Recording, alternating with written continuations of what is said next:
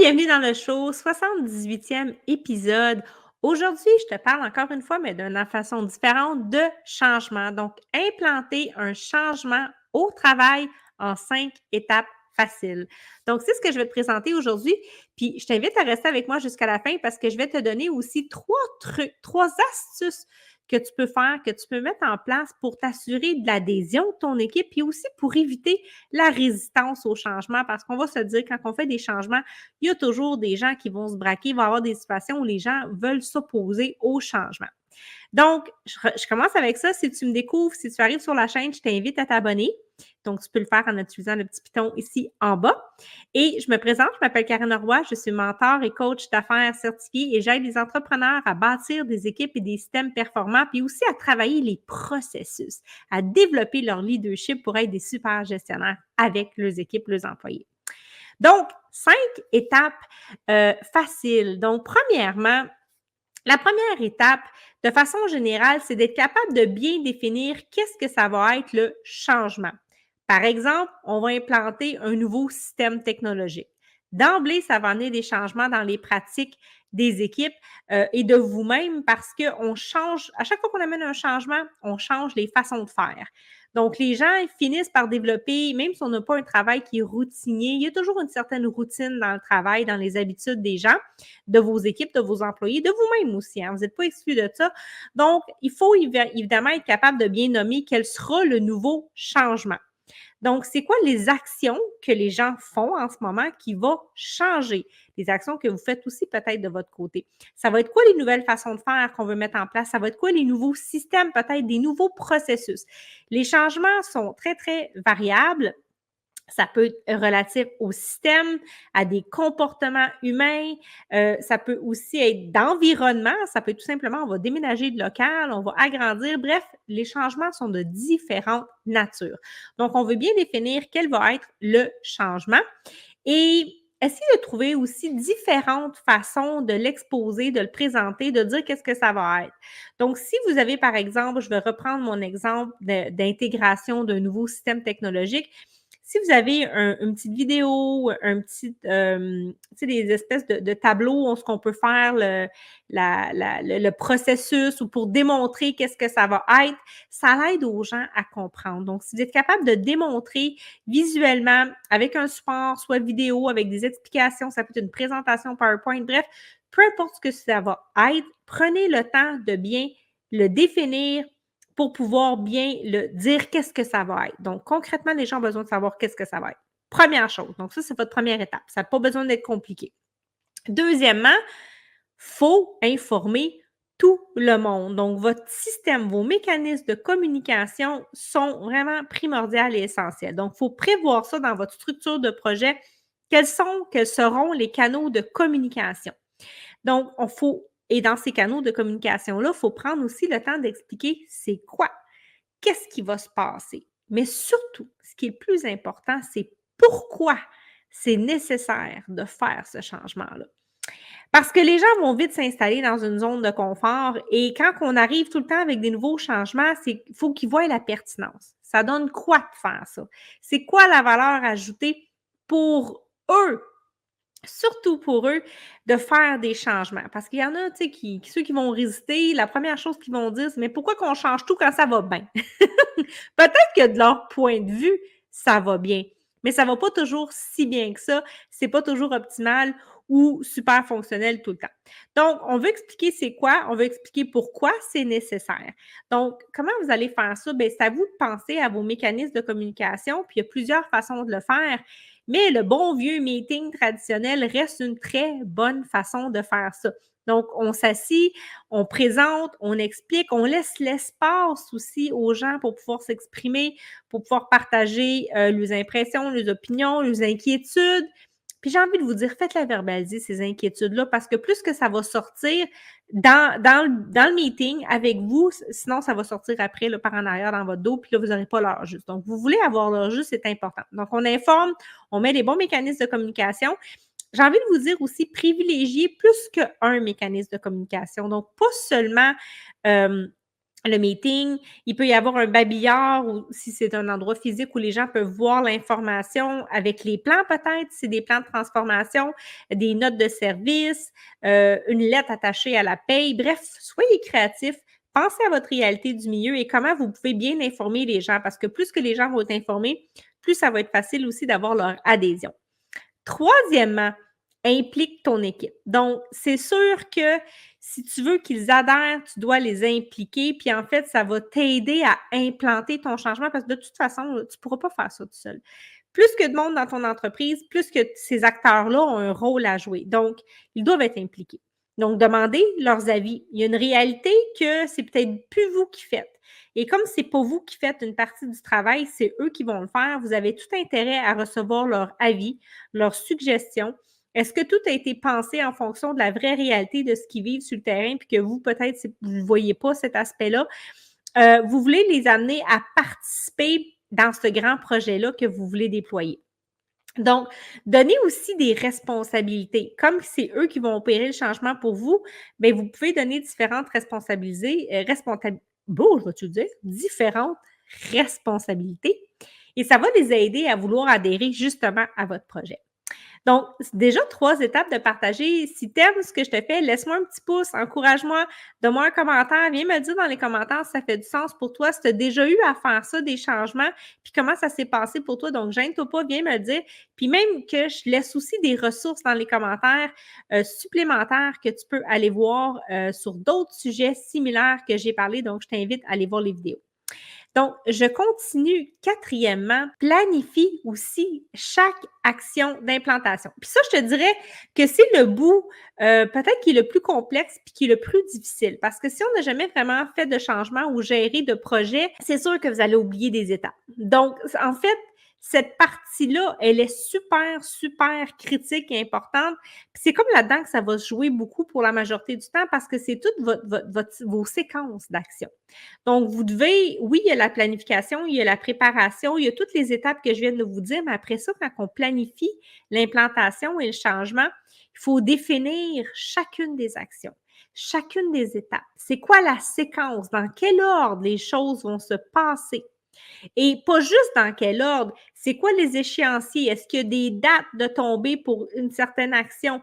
C'est quoi nos cibles à atteindre? Qui va s'occuper de ce volet-là de l'implantation? Puis il y a des fois, il y a des étapes qui vont se passer en simultané. Puis des fois, une étape est un prérequis pour la prochaine étape. Donc, ça, c'est le bout où ça va vous demander un petit peu de jus de cerveau parce que vous allez devoir vous asseoir, faire le portrait global de ce que vous voulez mettre en place et penser un petit peu à tout. Et probablement, vous allez avoir plusieurs versions de cet exercice de planification-là parce que vous n'aurez pas pensé à tout. Donc, ce que je vous invite, ce que je vous conseille de faire, c'est justement, faites un premier draft, faites un premier jet par vous-même, essayez de penser à tous les éléments et là, allez impliquer votre équipe qui, eux, vont faire ces actions-là. Expliquez un peu le processus en disant bien que c'est une ébauche, c'est en développement comme plan d'action. Et avec eux, allez bonifier ce à quoi vous n'avez pas pensé. Des séquences, des impacts. Et là, ça va vous permettre de retravailler votre plan d'action, votre plan d'implantation pour vraiment déployer votre changement. Donc, là, évidemment, je vous invite à travailler avec des outils. Il y en existe plusieurs. Il y en a qui sont très, très simples. Vous avez des fameuses chartes de projet plus compliquées comme MS Project que vous pouvez utiliser. Vous pouvez y aller très simplement aussi avec Trello où c'est des vignettes que vous pouvez déplacer dans un pipeline que vous allez avoir déterminé. Mais faites-vous une forme de tableau de charte de projet. Si vous êtes des personnes très visuelles, vous êtes dans un espace physique et qu'il y a des gens qui sont avec vous, vous pouvez prendre un grand, grand tableau blanc et vous pouvez faire, comme vous allez mettre des lignes dans ce tableau-là avec des grands jalons, des échéanciers, des grandes séquences. Vous toutes pouvez mettre ça là-dedans. Vous pouvez aller avec des codes de couleurs. Soyez créatifs et si vous avez besoin d'aide pour faire ça, j'ai tellement de fun à faire ça. Moi, c'est vraiment ma zone de génie. Ne vous gênez surtout pas.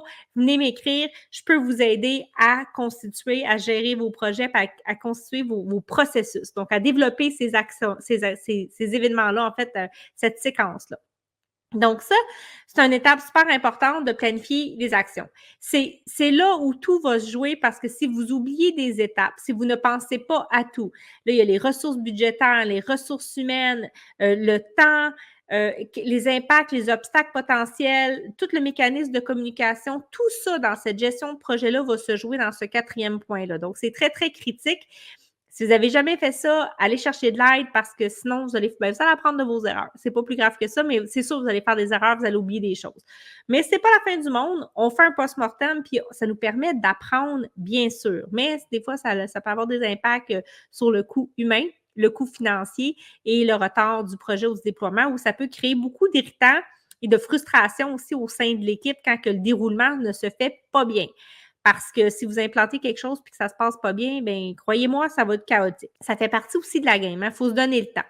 Ce qui m'amène au 5e point, qui est justement les ajustements et les suivis. Donc, une fois qu'on a déployé, implanté, qu'on gère ce changement-là, donc on est en train de transformer quelque chose, il faut laisser le temps aux gens de s'acclimater, de se l'approprier, de comprendre qu'est-ce qu'ils ont à faire. Il faut laisser le temps aussi à ce changement-là de vivre dans l'entreprise. Donc, donnez-vous ce temps-là pour suivre comment ça se passe. Donc, on va avoir des suivis beaucoup plus fréquents, beaucoup plus rapprochés. On va devoir aller ajuster. Donc, le changement, il n'est pas nécessairement cloué dans le béton. On sait qu'on va devoir travailler encore ces aspects-là. Et donc, on fait nos suivis régulièrement. On règle les obstacles puis on surveille vraiment les résultats. Est-ce que ça donne ce qu'on s'attendait que ça donne comme résultat? Puis si ça ne les donne pas, c'est quoi l'écart? Qu'est-ce qui explique qu'on n'a pas encore atteint la performance ou le rendement ou ce qu'on visait avec ce changement-là? Et ben, c'est pas des fois très, très long de faire ça. Ça peut peut-être être un 5, 10, 15 minutes par jour de faire les petits spot check avec les équipes, dans les fonctionnements, d'aller voir le système. Donc, bookez-le à votre agenda.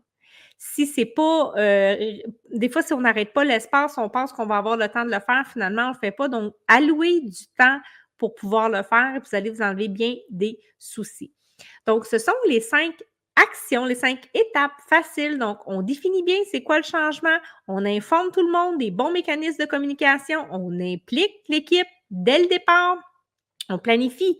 Ça, c'est la grosse étape. Là. Bien planifier, séquencer le projet, puis enfin, on fait des suivis, des ajustements. C'est la 5e grande étape.